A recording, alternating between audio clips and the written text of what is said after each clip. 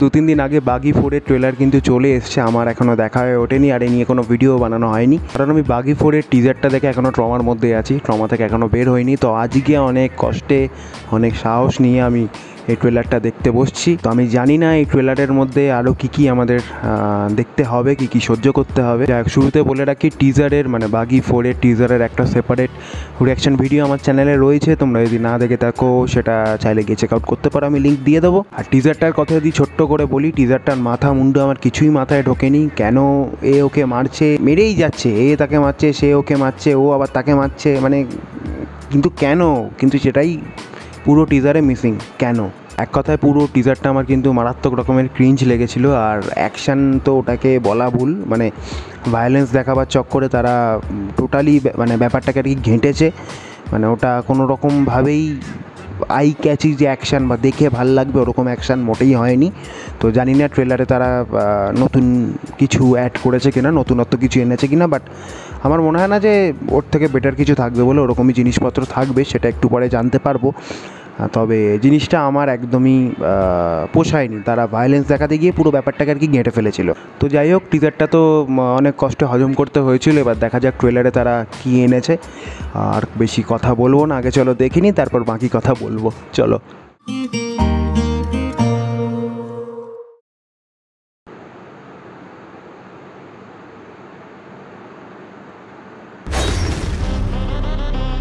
Love stories तो बहुत सुनी थी, पढ़ी थी, लेकिन ऐसी action packed love story life में फर्स्ट टाइम देखी। रोमियो और नेवी ऑफिसर सबको फेल कर दिया।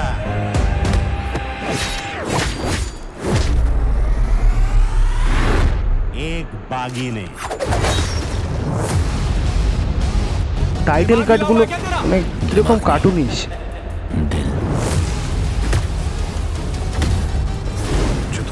सच लगता है वो असल में हैल्यूसिनेशन है, तुम्हारे मन का वह। अच्छा, अलीशा सिर्फ उसके दिमाग में है। ऐसा लगता था कि लाइफ उससे शुरू होती थी और खत्म भी उस पे। तो फिर मिलाना कभी उससे? लड़की का चक्कर है? कोई लड़की है ही नहीं सर। अगर लड़की नहीं है तो उसकी लाश कहाँ से आई?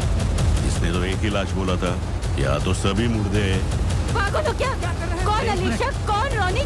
या तो लड़की मिलेगी या फिर सच। রনি মুঝে नहीं भूल सकता। এই গানটা একটা ঠিকঠাক গান, আমি শুনেছিলাম, ঠিকঠাক গান হয়েছে গানটা।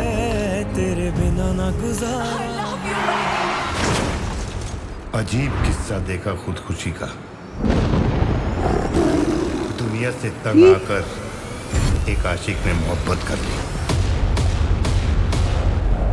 शैतान की लव स्टोरी में गॉड का क्या काम? बोल मुझे, बोल। সঞ্জয় দত্তকে সত্যি কি বলবো আর। सच पता किए बिना मैं नहीं रुकने वाला,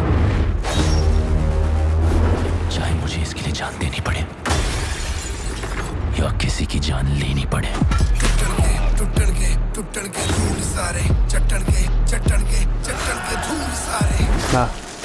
গানটা ভালো।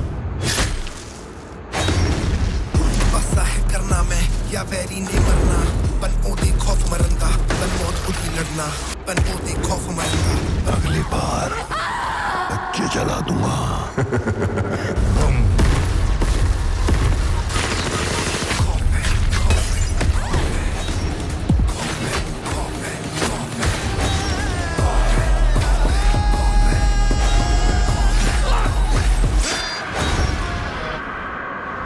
बाप रे, ये जो तुम्हारा टॉर्चर है वो मेरा वार्म अप है।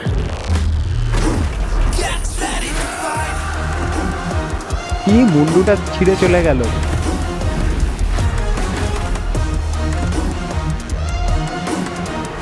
এই গানটা আজকে ড্রপ করেছে, গানটা পরে বলছি।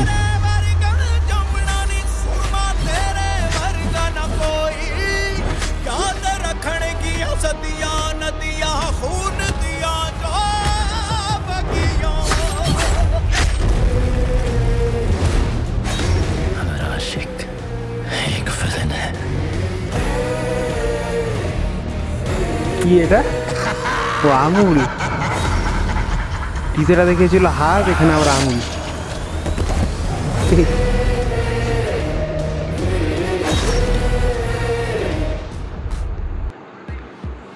লাস্ট সিনটা যেটা মানুষটাকে দুটুকরো করে দিল। আমরা ছোটোবেলায় একটা গেম খেলতাম, ওই কী বলে, একটা সামুরাই টাইপের একটা গেম ছিল। ওই গেমে একটা সিন ছিল, তো ওখানে ওরকম মারলেন এক মানুষগুলোকে দেখাতে ওরকম ভাগ হয়ে, মানে পুরো স্লাইস হয়ে দুদিকে পড়ে যাচ্ছে। সেম জিনিস এখানে। তার মানে কি গেম থেকে কপি করেছে? কোথা থেকে কপি করেছে মানে বলা খুব, মানে কোথা থেকে কপি করেনি সেটাই হচ্ছে আসল কথা। সব জায়গা থেকে একটু একটু একটু একটু করে ঝেড়েছে। ঠিক আছে, চলো। তো কেমন লাগলো বাগি 4-এর ট্রেলার? তো সত্যি কথা বলতে গেলে টিজারটা যে লেভেলের ট্রমায় আমায় নিয়ে গেছিলো, ট্রেলারটা সেরকম এফেক্ট আমার ওপর ফেলতে পারেনি। আমার মনে হয় যে টিজারে যেরকমের জিনিসপত্র দেখেছিলাম, মানে টিজারটা যেরকম হয়েছিল তার থেকে কোথাও গিয়ে ট্রেলারটা স্লাইডলি বেটার, বেটার মানে এবার লোকে যেন না ভেবে বলছে যে হ্যাঁ আরে বাপরে মানে টিজারটা খাজা বলেছি মানে ট্রেলারটা একদম বিশাল ভালো হয়ে গেছে, তা না। ওটা একদম টিজারটা মানে একদম খাজা যদি হয় তো এটা তার থেকে একটু ওপরের লেভেলের খাজা, এই আর কি। ট্রেলারটার মধ্যে দিয়ে অ্যাটলিস্ট গল্পটা জানতে পারলাম যে কী গল্প আমরা পেতে চলেছি, কেননা টিজারে তো গল্পের মাথামুন্ডু কিছুই বোঝা যায়নি। তো মেন কথা হচ্ছে টাইগার শ্রফ এখানে কিসের রোল প্লে করছে বোঝা মুশকিল, কেননা তাকে মাঝখানে একবার দেখালো নেভি অফিসার, তারপর দেখাচ্ছে সে লোকজন পেটাচ্ছে। আলটিমেটলি ব্যাপারটা কী সেটা বুঝলাম না, বাট হ্যাঁ তার লাইফে একটা মেয়ে ছিল যেটা আর কি ওই হরনাথ সান্ধুর যে ক্যারেক্টারটা রয়েছে ওটা, তো সে কোনো কারণে মারা যাবে, মানে তার মারা যাওয়াটা আর কি কাইন্ড অফ মিস্ট্রি।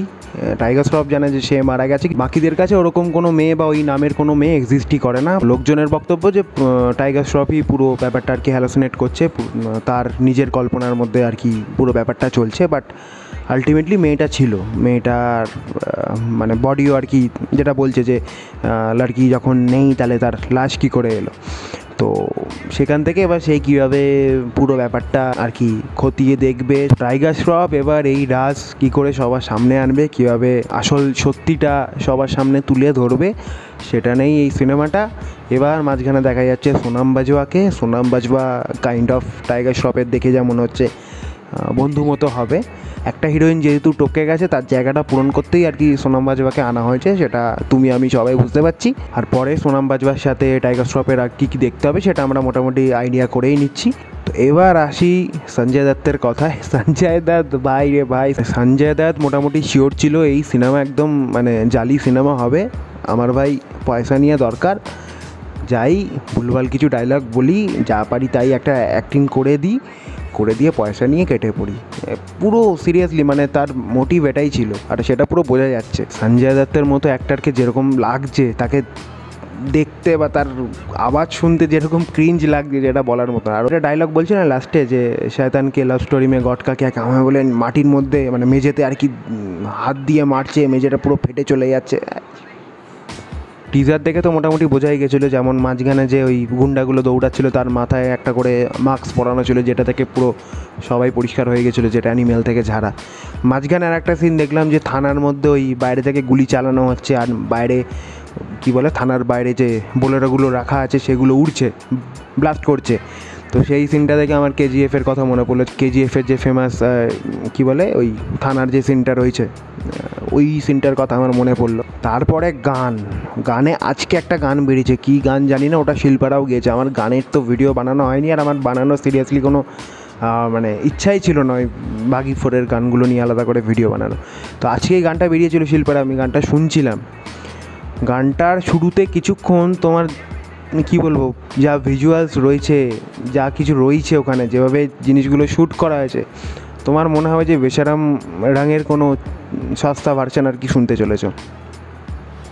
পুরো হুবহু, মানে এমনকি ড্রেসও কপি করে দিয়েছে, ড্রেসও যেটা দিয়েছে ওখানে দীপিকা পাদুকোন যেরকমের ড্রেস পরেছিল এখানেও মেয়েটাকে ওরকম ড্রেস পরিয়ে দিয়েছে, সেমভাবে শ্যুট করা হয়েছে। মানে কি বলবো, মানে টুকেছে, এত বাজেভাবে টোকে কেউ। তার মধ্যে সিঙ্গার শিল্পারাও।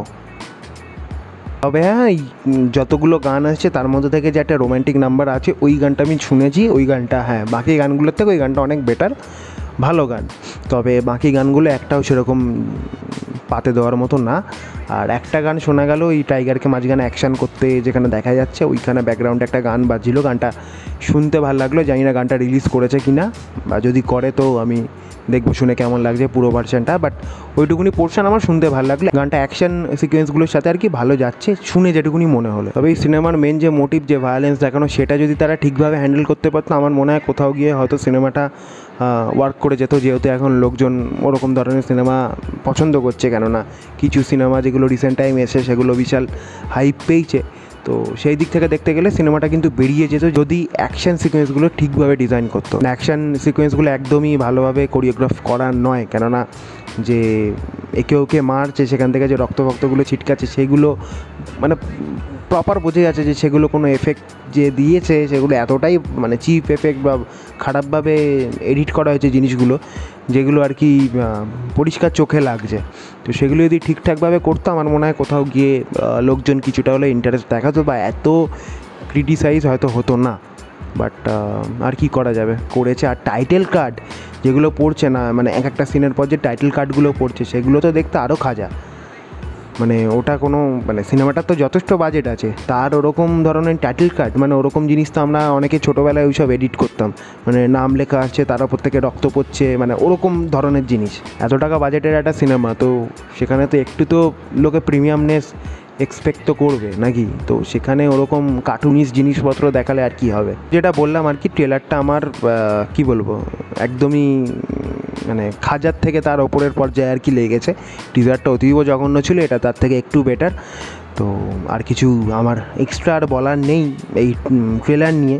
তো দেখা যাক সিনেমাটা এলে কী হয়। তো অনেকে তো আবার দেখছি, আমি কী বলে ট্রেলারটার কমেন্ট বক্সে দেখছিলাম, অনেকে আবার প্রশংসা করছে ট্রেলারটা নাকি দারুণ হয়েছে, এই হয়েছে সেই হয়েছে। তো আমি জানি না তাদের কী দেখে ভাল লাগছে, বা হতেও পারে তাদের ভাল লাগছে, সবার যে সব কিছু ভাল লাগবে সেরকম বা ভাল লাগবে না সেরকম কোনো ব্যাপার নেই।